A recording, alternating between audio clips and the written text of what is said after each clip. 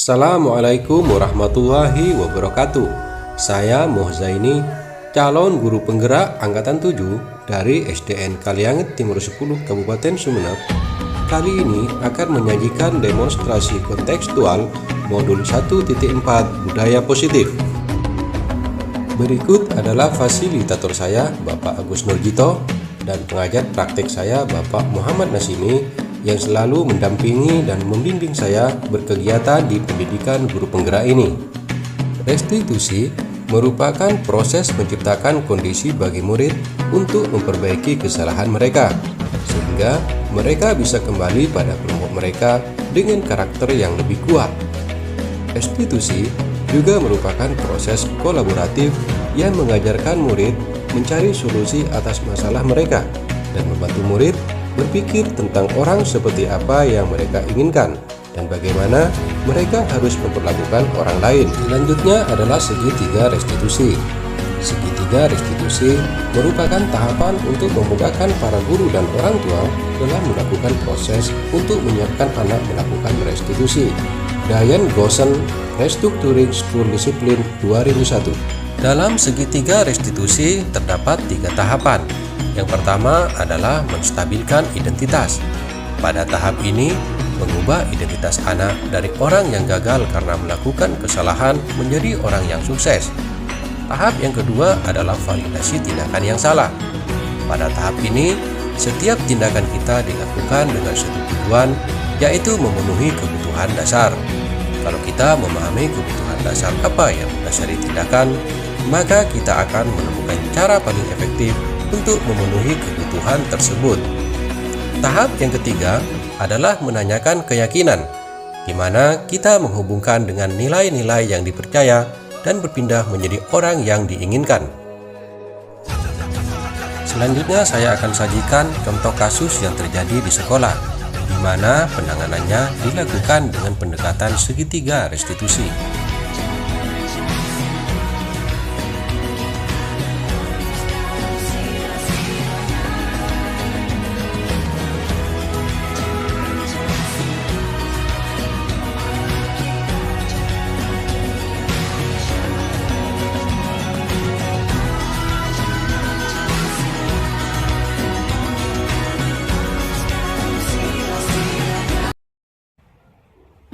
Nizam, Bapak lihat belakangan ini Nizam itu sering terlambat datang ke sekolah. Mungkin bisa ceritakan ke Bapak apa yang terjadi. Barangkali Bapak bisa bantu Nizam. Ya Pak, Nizam terlambat datang ke sekolah karena benar kesiangan. Bapak juga pernah melakukan hal itu dulu ketika bersekolah, Nizam. Tapi saya yakin Nizam pasti punya alasan kan. Bapak Nizam sampai bangunnya itu kesiangan. Nizam tidurnya sampai larut malam Pak, karena nonton televisi. Wah, Nizam tidurnya sampai larut malam itu karena nonton televisi. Apakah Nizam tahu bahwa Nizam sebenarnya saat ini sedang dalam masalah? Iya Pak. Baiklah Nizam, Bapak di sini bukan bermaksud untuk mencari kesalahan Nizam, tapi Bapak ingin mengajak Nizam berdiskusi untuk menyelesaikan masalah yang dihadapi Nizam itu, bagaimana cara Nizam itu memperbaiki dari kesalahan itu. Iya Pak. Sekarang marilah kita bicara tentang keyakinan kelas dan sekolah kita.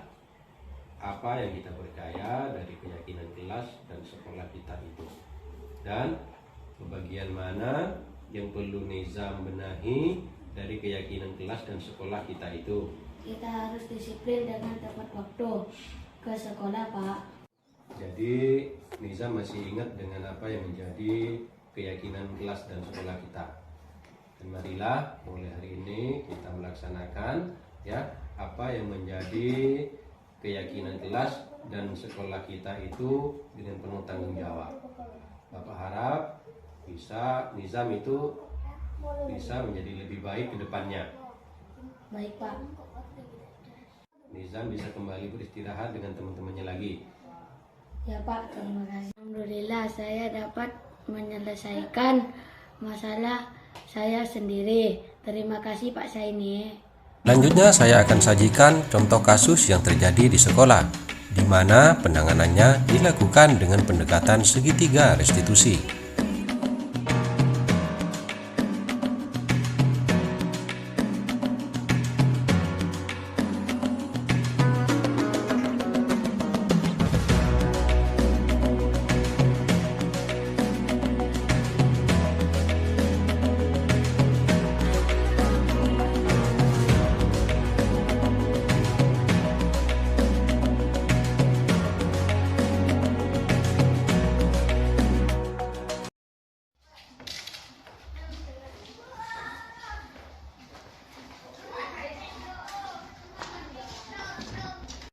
Bapak menerima laporan dari teman kamu yang pikir tadi, sepertinya Vindi sedang ada masalah. Apa yang terjadi, Vindi? Mungkin bisa ceritakan sama Bapak. Hari ini kita melaksanakan tugas kekerasan, Pak. Oh gitu. Jadi memang tidak ada manusia yang sempurna. Semuanya pernah melakukan kesalahan. Termasuk Bapak juga dulu ketika sekolah dulu pernah melakukan hal yang sama dengan Vindi. Tapi Vindi melakukan itu pasti ada alasannya kan? Iya, Pak.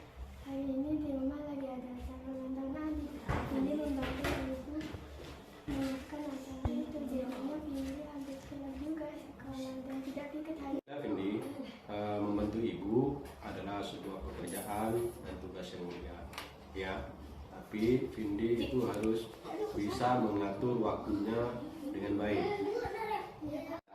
Marilah kita ingat lagi apa yang menjadi kesepakatan dari kelas kita.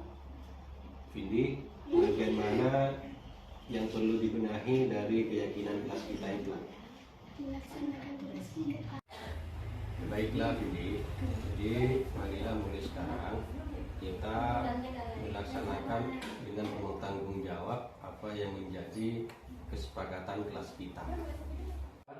Vindi bisa mengatur waktunya lebih baik lagi ya, dan kedepannya Bapak harap Vindi juga menjadi lebih baik juga. Terima kasih. Ya sudah, sekarang Vindi bisa kembali beristirahat dengan teman-temannya lagi.